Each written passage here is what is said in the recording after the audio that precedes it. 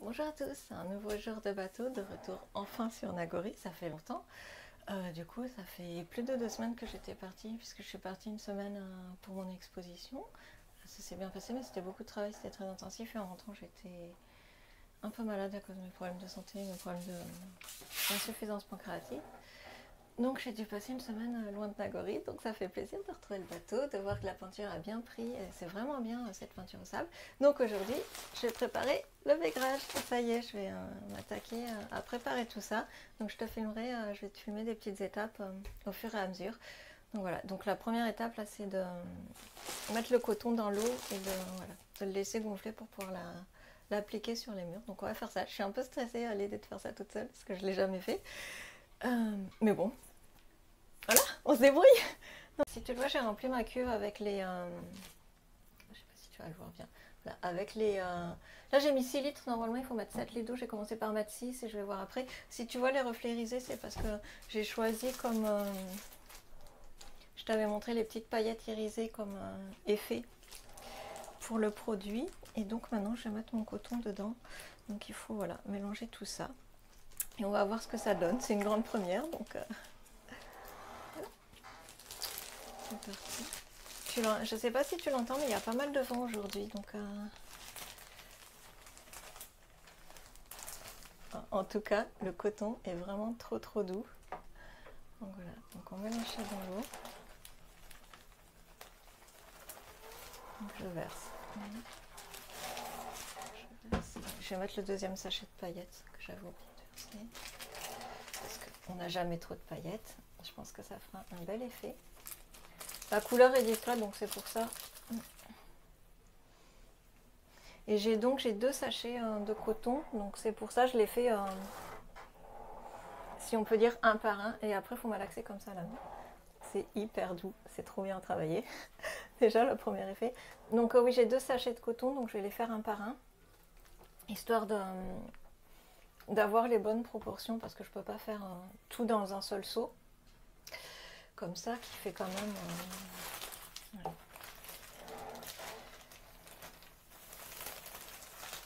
Donc voilà.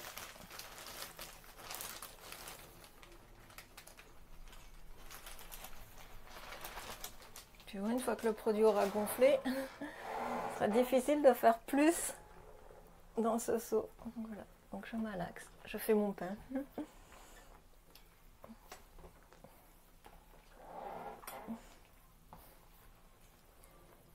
Ah, avec les paillettes, ça rend trop bien, je suis trop contente. Donc ça va être très joli. On voit déjà la texture qui se ramollit en fait. Donc c'est très, ça fait comme une pâte, comme quand on fait un peu du papier mâché ou quelque chose comme ça. L'avantage c'est ça qui est bien, c'est que comme c'est vraiment qu'est-ce que je veux dire, des matériaux naturels, du coton, c'est qu'il n'y a pas besoin de gants ou de trucs comme ça pour le travailler, donc c'est quand même pratique. Moi qui n'aime pas trop avoir des trucs sur les mains pour travailler, je trouve que ça gêne. Donc voilà, et je pense que je vais rajouter un peu d'eau après. Il faut laisser reposer, donc de toute façon je vais laisser reposer un petit moment. Là je mélange bien pour que la pâte prenne bien et je rajouterai donc le dernier litre d'eau qui manque. Je préfère faire étape par étape pour voir déjà comment ça prend très bien. Le mélange se fait bien avec les paillettes, ça c'est chouette. Voilà.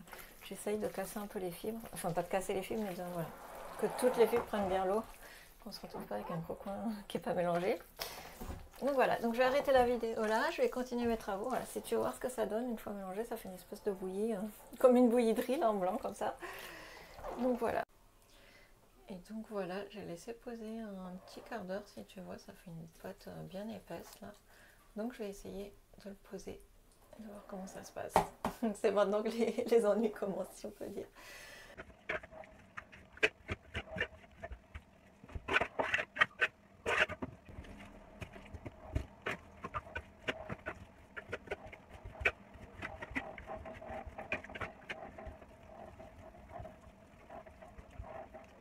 Je viens de finir le premier mur d'enduit, là, de vaigrage écologique, donc voilà.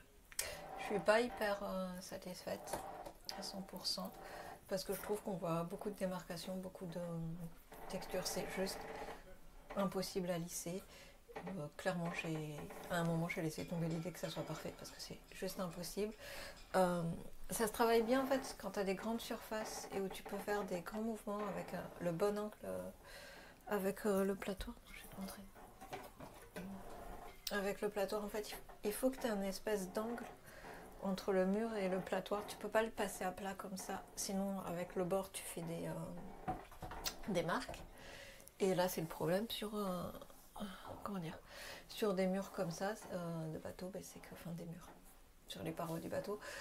euh, Déjà, les parois sont incurvées, donc tu as ton bon angle 2 secondes avec ton platoir et puis comme tes murs sont, enfin tes parois sont pas droites, du moins sur mon bateau, il a vraiment les côtés sont vraiment bien incurvés.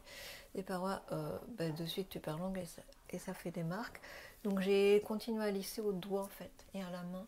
Ça me permettait de plus passe-partout. Clairement, tu as des petits angles partout. À moins que tu habites dans ce super gros bateau. Voilà. Donc j'ai laissé tomber l'idée que ça soit parfait, que ça soit parfaitement lisse. La texture fait partie du produit puisque c'est quand même un truc à fibre. Donc voilà. Plus tu essayes de lisser et plus tu. Et en fait, et plus je. Comment dire, et plus j'ai enlevé ce que je venais de mettre de produit. Donc tu commences à lisser une partie, ça devient parfait et paf, tu fais un.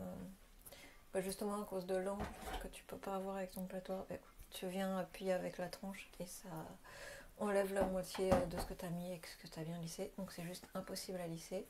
Donc voilà, donc ça va garder cet effet texturé. Là je le laisse un peu sécher, j'y reviendrai après quand même pour essayer de le lisser un peu plus quand même parce que ça me défrise vraiment. Je trouve aussi qu'il conseille de mettre 7 litres d'eau. J'ai eu l'impression que c'était un peu trop liquide quand même. Donc je vais essayer d'en mettre un peu moins pour le deuxième sachet que je remplirai, que je vais faire. Que te dire de plus, je vais attaquer le deuxième mur en espérant que ça marche un peu mieux.